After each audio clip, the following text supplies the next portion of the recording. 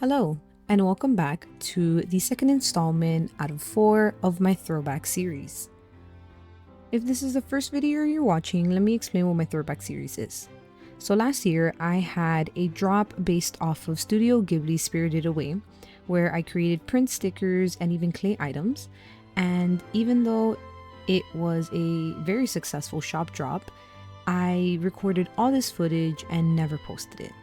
So I will be posting for about the next 2 weeks the rest of the videos in that series in order to give it the attention that I believe it deserves, because I was very proud of this shop drop.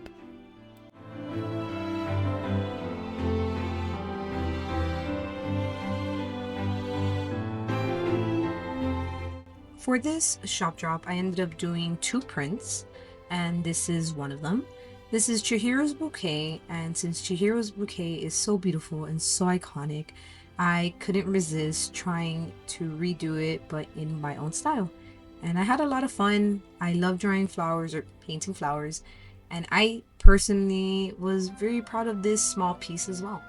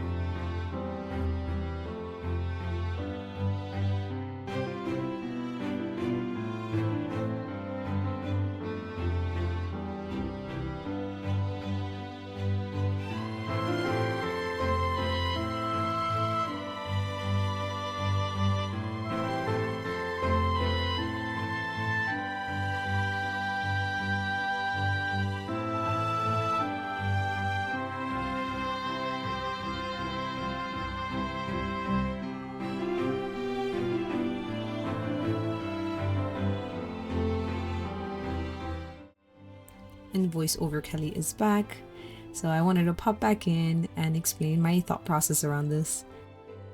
So halfway through the painting, I didn't know whether or not I wanted to leave the bouquet on a white background. I felt like it was a tad bit washed out. So I was wondering if to do a blacked out background in order to really make the pinks and the green pastels pop out. And it was a little nerve-wracking to just think about going in and blacking out the entire background. So I actually ended up putting the painting in Procreate and filling in the background that way and kind of toggling it on and off until I was content with the visuals. And so I decided to go for it. And in order to create the blacked out background, I actually went in with my India ink. The reason I went in with the ink and not gouache paint is because the India ink has a consistency that's very liquidy, so it allows me to cover more of the paper without using too much product and still gives me a very opaque color, which is obviously going hand in hand with the opaqueness that gouache naturally has as well.